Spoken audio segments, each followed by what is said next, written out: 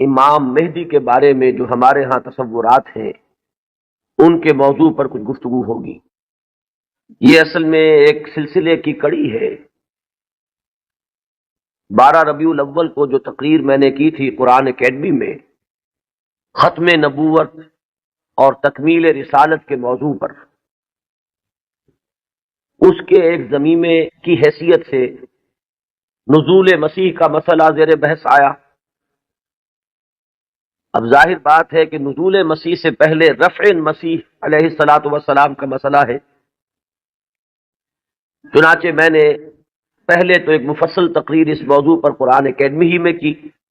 اور پھر میرا ذہن چونکہ ادھر متوجہ ہوا کہ یہ اہم موضوع ہے،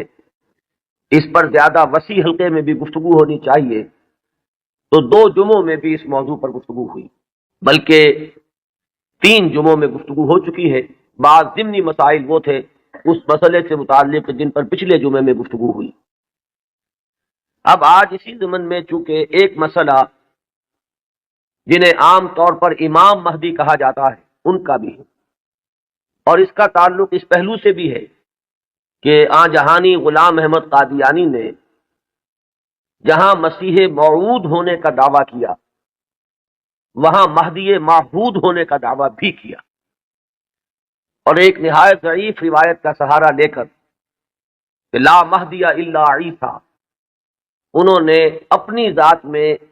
ان دونوں وعدوں کو جمع کر دیا کہ جن احادیث میں حضرت مسیح علیہ السلام کے نزول کی خبر دی گئی ہے وہ بھی مسیح عیسیٰ ابن مریم نہیں بلکہ مسیل مسیح وہ میں ہوں، اور جن احادیث میں امام مہدی کے بارے میں اخبار ہیں وہاں بھی در حقیقت جس شخصیت کے ظہور کی پیشن گوئی کی گئی ہے وہ میں ہی ہوں۔ تو ایک ہی شخصیت میں یہ دونوں پیشن گوئیاں جو ہے احادیث کی ان کو اس نے جمع کر لیا، اور یہ بات سامنے رہے کہ اس شخص سے اپنے آپ کو منسوب کرنے والے جو 2 گروہ ہمارے ہاں ہیں، ایک وہ کہ جنہیں ہم اصل قادیانی یا اب ربوائی کہتے ہیں، اور دوسرے وہ کہ جو لاہوری کہلاتے ہیں۔ یہ دونوں ان دونوں دعووں کے بارے میں متفق ہیں، اختلاف ایک اضافی دعوے کے بارے میں۔ وہ اپنی زندگی کے آخری دور میں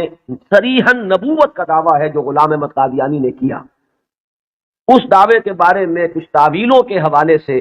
لاہوری جماعت منکر ہے کہ وہ دعویٰ ہوا ہی، یا یہ کہ اس کی تعویل ایسی کرتے ہیں کہ موقف ان کا یہ ہے کہ ہم غلام احمد کو نبی نہیں مانتے بلکہ ہم مسیح موعود اور مہدی معہود مانتے ہیں۔ تو جہاں تک ان دونوں دعووں کا تعلق ہے ان میں یہ دونوں جماعتیں مجتمع ہیں، ان کو ان دونوں حیثیتوں سے ماننے والے یہ ہیں، صرف جو فرق ہے ان کے مابین وہ نبوت کے دعوے سے مانتے ہیں۔ اب اس مسئلے پر اس تمہید کے بعد جو بات میں کرنا چاہتا ہوں جو اہم ترین ہے وہ یہ ہے کہ امام مہدی کا جو تصور ہمارے ہاں ہے اس میں ذہنوں میں بڑا انتشار ہے، کنفیوژن، اس لیے کہ 2 مہدی جمع ہو گئے۔ ایک تصور مہدی کا وہ ہے جو اہل تشیع کے ہاں ہے، اور ایک تصور مہدی کا وہ ہے جو اہل سنت کے ہاں۔ ان دونوں میں زمین و آسمان کا فرق ہے۔ صرف ایک لفظی اشتراک نے، ایک نام کے مشترک ہونے نے ذہنوں کے اندر بہت سے مغالطوں کا جال جو ہے وہ پھیلا دیا۔ اس کے لیے مجھے جو بنیادی فرق ہے اہل سنت میں اور اہل تشیع میں، اس میں سے ایک موضوع پر گفتگو کرنی ہے۔ اہل سنت کا جو مجمع علیہ عقیدہ ہے اسی سے ہم نے گفتگو شروع کی تھی، وہ ختم نبوت۔ نبی اکرم صلی اللہ علیہ وسلم پر ہر نوع کی نبوت ختم ہو چکی، آپ کے بعد کوئی نبی نہیں ہے، نہ کوئی ذلی ہے، نہ بروزی ہے، نہ جزوی ہے، نہ کلی ہے، نہ صاحب شریعت ہے، نہ بغیر شریعت ہے، نہ صاحب کتاب ہے، نہ بغیر کتاب۔ نبوت کی بنیاد ہے وحی نبوت پر، اور وحی نبوت کا دروازہ بند ہو چکا، یہ کھڑکی ہمیشہ ہمیشہ کے لیے بند ہو۔ اسی ضمن میں نبوت کا خاصہ ہم مانتے ہیں عصمت، معصوم ہونے۔ معصومیت جو ہے یہ خاصہ نبوت ہے اہل سنت کے نزدیک۔ جب نبوت ختم ہوئی تو معصومیت بھی ختم، اب خطا کا امکان ہے، اجتہاد کا دروازہ ہے کھلا ہے، کوشش کرو، محنت کرو، صحیح سے صحیح رائے تک پہنچنے کے لیے ایڑی چوٹی کا زور لگاؤ، کتاب و سنت کے جو محکمات ہیں، جو اس کی اساسات ہیں، اس سے استدلال کرتے ہوئے، استنباط کرتے ہوئے نتائج تک خود پہنچو، یہ اجتہاد ہے۔ اس اجتہاد میں جہاں ثواب کا امکان ہے، خطا کا بھی۔ ثواب یہاں سے والا ثواب نہیں، فواد والا ثواب،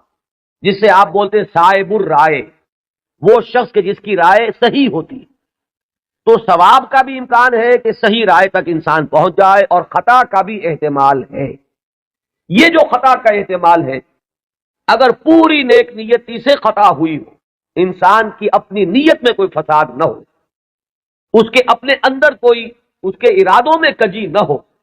تو اگر خلوص اور اخلاص کے ساتھ ایک مجتہد غلطی کرتا ہے، خطا کرتا ہے، ہمارا موقف یہ ہے کہ اسے بھی اجر ملے گا، اکیرا اجر ملے گا، اس لیے کہ اجتہاد کا مادہ وہی جہد ہے۔ اس نے خلوص کے ساتھ محنت کی ہے، جد و جہد کی ہے، مطالعہ کیا ہے، غور و فکر کیا ہے، کتاب و سنت کی نصوص کو کھنگالا ہے، اس نے ایک رائے قائم کی ہے۔ اس رائے کے قائم کرنے میں اگر وہ بربنائے طب بشری کسی خطا کا مرتکب ہو گیا ہے، تو یہ اس کے دسترس سے، اس کے اختیار کے دائرے سے باہر ہے، لہذا اسے اس کی محنت کا جو ثواب ضرور ملے۔ تو مجتہد مختی کے لیے اکیرا ثواب ہے، اور مجتہد مصیب یعنی جو ثواب تک پہنچ گیا، صحیح رائے تک پہنچ گیا، اس کے لیے دوہرا ہے۔ یہ معاملہ میں نے اس سے پہلے بھی ایک مرتبہ عرض کیا تھا کہ ہمارے ہاں اتنا قطعی ہے کہ ہمارے نزدیک حضرت ابو بکر بھی معصوم نہیں ہے، حالانکہ بالاتفاق وہ سب سے افضل ہے پوری نوع انسانی میں، انبیاء کے بعد افضل البشر بعد الانبیاء بالتحقیق، صرف اس امت میں نہیں، کل نوع انسان۔ جیسے کہ محمد رسول اللہ صلی اللہ علیہ وسلم تمام انبیاء سے، تمام رسولوں سے افضل ہیں، اسی طرح آپ کی امت کے جو صدیق اکبر ہیں، وہ تمام امتوں کے صدیقین سے افضل ہیں۔ افضل البشر بعد الانبیاء بالتحقیق ابو بکر صدیق رضی اللہ تعالی۔ اب آپ سوچئے، ہماری یہ رائے ہے، کسی کی ہو یا نہ ہو اس سے اس وقت سروکار نہیں ہے، ہماری یہ رائے ہے، اور پھر بھی ہم کہتے ہیں کہ ابو بکر بھی خطا سے محفوظ نہیں، معمول نہیں، ان سے بھی خطا کا امکان ہے، وہ معصوم نہیں ہے۔ عصمت جو ہے وہ خاصہ نبوت ہے، وہ محمد کے ساتھ ختم ہو گئی صلی اللہ علیہ وسلم۔ ابو بکر سے خطا ہو سکتی ہے، عمر سے ہو سکتی ہے، عثمان سے ہو سکتی ہے، علی سے ہو سکتی ہے، ہر شخص سے ہو سکتی ہے۔ اگر ان چار سے ہو سکتی ہے تو بقیہ پوری نوع انسانی تا قیامت جو آنے والی ہے، ان میں کوئی ان سے افضل نہیں ہو سکتا، بات ختم۔ لیکن اہل تشیع کا عقیدہ یہ ہے کہ نبوت کا دروازہ تو بند ہوا ہے، لیکن اس کے بعد امامت معصومہ کا ایک سلسلہ چل رہا ہے، اور یہ امامت معصومہ اہل بیت میں ہے۔ نبی اکرم صلی اللہ علیہ وسلم کی جو اولاد حضرت فاطمہ رضی اللہ تعالی عنہا سے چلی ہے، یہ اس میں امامت معصومہ کا ایک سلسلہ ہے کہ جو چل رہا ہے۔ تو آپ اچھی طرح جان لیجئے کہ ہمارے نقطۂ نگاہ سے تو وہ بھی ایک جزوی نبوت ہو گئی، جہاں خاصہ عصمت آ گیا، نبوت کا ایک جز آ گیا۔ تو ہمارے اور ان کے درمیان جو سب سے اہم اختلاف ہے یہ کہ صحابہ میں افضل کون ہے، یہ معاملہ تو کچھ لوگوں کے اپنے ذوق کا بھی ہو سکتا ہے، مزاج اور استاد کا بھی ہو سکتا ہے۔ ظاہر بات ہے کہ پسند ناپسند پر تو انسان کو اختیار بھی نہیں ہو سکتا۔ میں نے کئی مرتبہ عرض کیا کہ ایک ہی پودا ہے گلاب کا، اس پر پھول کھلے ہوئے ہیں، آپ کو کوئی ایک پھول زیادہ پسند آیا، آپ نے اس کو لے لیا، اور آپ بتا بھی نہیں سکیں گے کہ اس میں آخر سبب کیا ہے، آپ نے دوسرے پھولوں کو چھوڑ کر اسے کیوں منتخب کیا۔ تو یہ معاملہ اتنا بنیادی نہیں ہے، اگرچہ ہمارے نزدیک صحابہ کرام میں افضلیت کا ایک پیٹرن ہے، اور وہ معین ہے کہ پوری امت میں افضل ترین 4 خلفاء ہیں، اور ان میں ترتیب فضیلت جو ہے وہ ترتیب خلافت کے مطابق ہے۔ ابو بکر ہیں، عمر ہیں، عثمان ہیں، پھر علی۔ ان کے بعد وہ 6 ہیں عشرہ مبشرہ میں، ان کے بعد اصحاب بدر ہیں، ان کے بعد اصحاب شجرہ ہیں، ان کے بعد تمام صحابہ ہیں، اور ان کے بعد پھر اب سلسلہ جو ہے وہ چلتا جائے گا۔ آگے بات میرٹ پر ہوگی، شخصی میرٹ پر،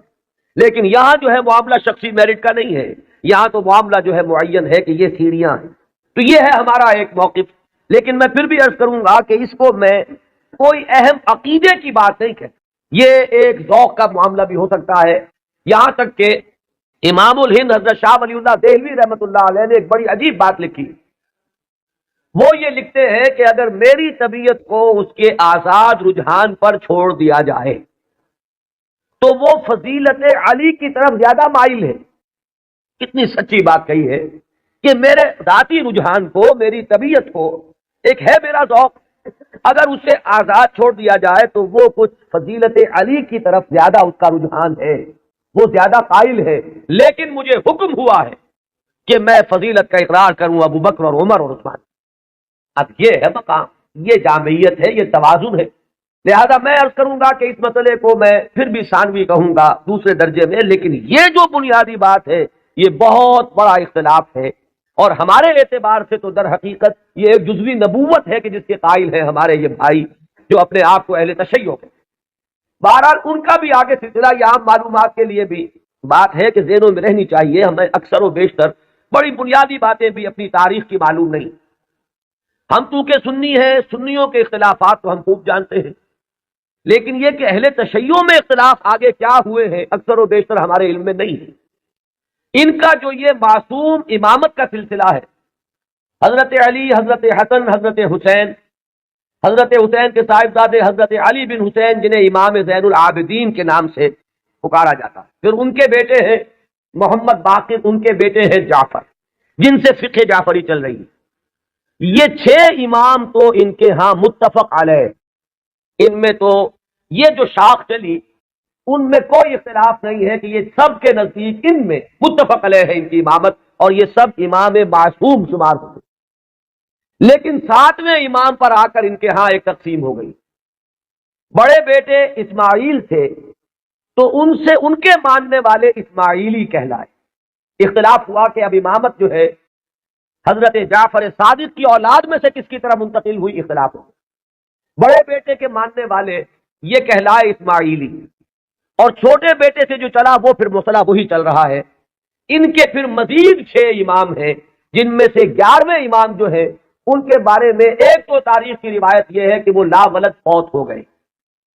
اور ایک روایت جو اہل تشیع کے ہاں ہے وہ یہ ہے کہ ایک بچہ ان کے ہاں ہوا تھا جس کو انہوں نے اخفاء سے کہیں بھیج دیا باہر، اندیشہ یہ تھا کہ حکومت وقت اس کو قتل نہ کرا۔ وہ ہیں ان کے تصور میں امام مہدی، وہ جن کو بچا لیا گیا تھا وہ کہیں کسی غار میں روپوش ہیں، اور وہیں ہیں، آخری زمانے کے قریب ان کا ظہور ہوگا۔ وہ زندہ ہیں، غار میں موجود ہیں، ان کا ظہور ہوگا، وہ امام المہدی ہیں۔ اور ان کے آنے کے بعد پھر یہ مسلک بھی ظاہر بات ہے کہ اسلام ان کے نزدیک تو وہی ہے جسے وہ اسلام کہہ رہے ہیں، یعنی شیعت جسے ہم کہتے ہیں، اس مسلک کی بھی فتح ہوگی، اور یہی اسلام جو ہے پھر پوری دنیا کے اوپر چھا جائے گا۔ انہیں قائم آل محمد بھی ان کے ہاں کہا جاتا ہے۔ تو یہ ہے تصور امامت کا اور امام مہدی کا شیعہ حضرات کے۔ کیونکہ درمیان میں نے بات آپ کو ایک بتائی تھی کہ 7ویں امام پر آ کر اختلاف ہوا ہے، تو جو بڑے بیٹے اسماعیل سے جو سلسلہ چلا وہ بھی کچھ عرصے کے بعد 2 حصوں میں تقسیم ہو گیا۔ ان میں سے ایک حصہ ابھی چل رہا ہے کہ وہ امامت نسلاً بعد نسل چلی آ رہی ہے، وہ تو ہمارے ہاں کے یہ اسماعیلی ہیں۔ یہ اسماعیلی اس وقت تو ان کے امام ہیں، آغا خان تھے، آغا خان کے پوتے اب ان کے امام ہیں، اب کریم آغا خان، یہ ان کے نزدیک امام معصوم ہیں، ان سے کسی خطا کا امکان ہی نہیں۔ سر سلطان محمد خان جو آغا خان تھے، ان کے تو یہ الفاظ بھی منقول ہوئے ہیں کہ جب میں شراب پیتا ہوں تو شراب جب میرے ہونٹوں کو مس کرتی ہے تو پاک ہو جاتی۔ یعنی یہ امام معصوم تو وہ شے ہے کہ جس سے کوئی ناپاک چیز چھوئے گی تو پاک ہو جائے گی۔ جیسے وہ تصور ہے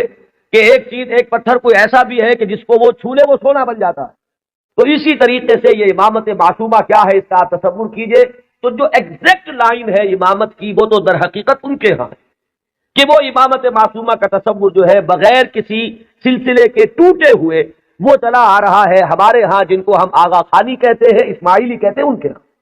ان کے ہاں دوسری شاخ وہ ہی تھی کہ اس میں بھی آگے چل کر امام غائب ہو گیا، وہ دوسرا امام ہے غائب۔ تو ایک امام غائب تو وہ ہیں جنہیں امام المہدی کہا جاتا ہے، وہ ہمارے ہاں کے جو عام شیعہ حضرات ہیں جنہیں اثنا عشری شیعہ کہتے ہیں، یعنی 12 اماموں کے ماننے والے۔ ایک وہ جو شاخ اوپر والی ہے اس کو شش امامیہ کہتے ہیں، یعنی 6 اماموں تک تو متحد آئے، اس کے بعد 6 کے بعد 7ویں امام پر ایک شاخ نکل گئی، تو وہ شش امامیہ کہلاتے ہیں ان کے نزدیک، اور خود کو یہ کہتے ہیں اثنا عشری۔ لہذا کسی بھی شیعہ دوست سے اگر بات ہو آپ شیعہ کہیں گے تو وہ کچھ برا مانے گا، چپ ہو رہے، آپ سے احتجاج نہ کرے تو بات اور ہوگی، لیکن یہ کہ اگر آپ ان سے مہذب انداز میں سوال کرنا چاہیں تو آپ کا سوال